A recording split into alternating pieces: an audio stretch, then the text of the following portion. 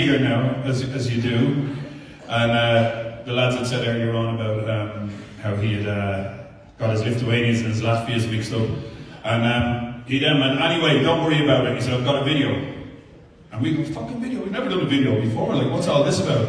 And he said, got a video. Morris, put the video on, and we're all there. He said, this is who we're playing, and like, you know, Money, watch the video, and the video starts. I'm like, there's about fucking 600 people at this match. And I remember it all, and we're there going, what's this? And then all of a sudden, and Andy went, Jack, try and do your voice here now, Andy. I think it's the under-21s. Do you remember? Was it Razor? It was Razor, and I think it's the under-21s. And he went, you what? Fuck's sake, fucking, all right. And Morris, who had turned the lights off for the video, goes, you went, Morris, fuck's sake. And we looked over, and there was Morris fast asleep.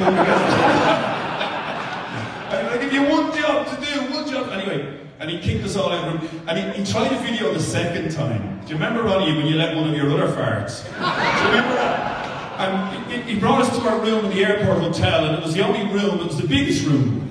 And 18 of us went into his room to watch this video, and Ronnie let one of his farts. And he fucking threw us out. You remember, he kicked us all out. Get out of my room, you dirty bastard. Like, there's hundreds of stories about Jack, but the old saying, would you go through the wall for him? Would you die for him? Would you give your lot for him? Wouldn't you? Yeah. I'd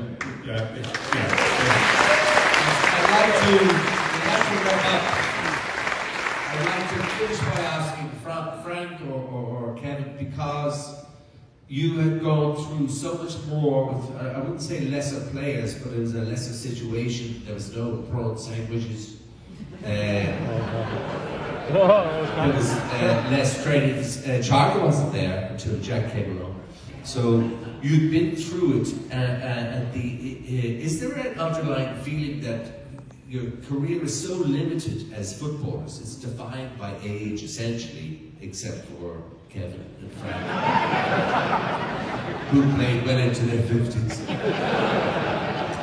But was there a resentment that when Ireland hit this high point in Italian 90, that you were slightly older than the moustached fucking D'Artagnan beside you?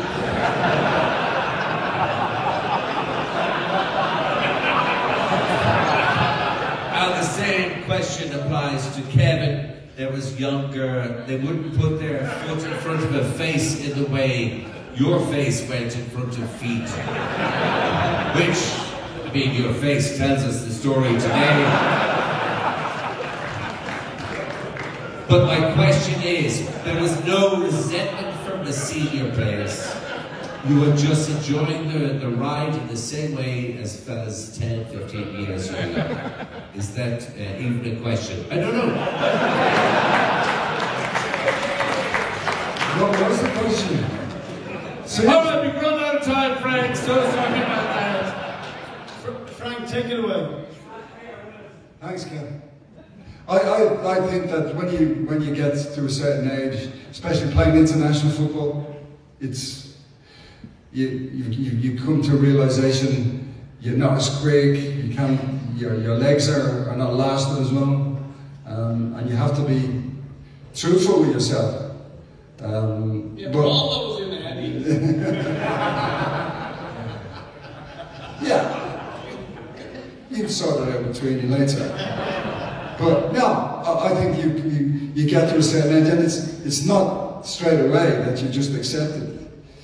But the truth part of it is that you come to the conclusion later on, yeah, I've got these younger players in my position coming up, playing more regularly in their teams, and obviously it's always down to the manager to make the choice.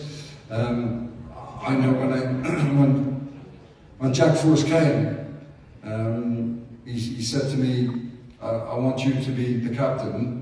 Even though I was the captain under Owen, he said, let's just move along with that. He said, well, when we get to the World Cup qualification, I'm going to make a change.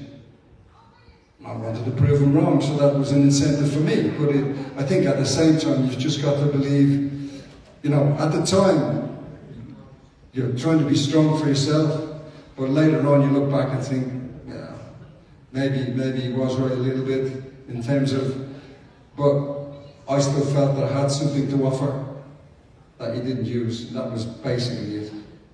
Is that what you say to Gary Woodard every week when you read it? Sorry, I'm being flippant. Kevin, the same thing? No. Similar thing. I think Frank touched upon it there in terms of, it's not up to you. The one thing you want to do as a player is keep playing. So it's not your decision. You want to play all the time. You want to be part of this setup and all the rest of it.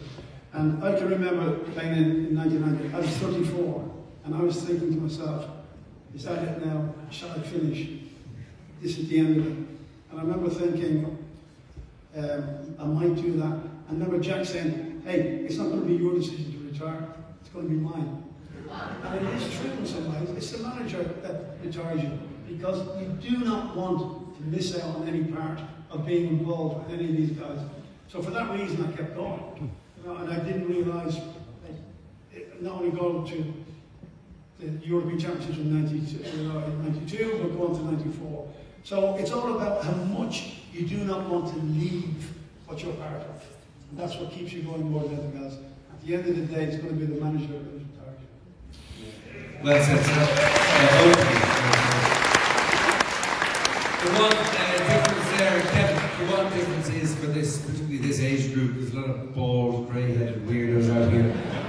The one difference is you remember for your GAA, for putting your face in front of every boot, the way Frank Stapleton headed a ball was mimicked by Roy the Rovers. What's his name? Johnny Dexter? Who's the guy who used to head the ball in fucking Roy the Rovers?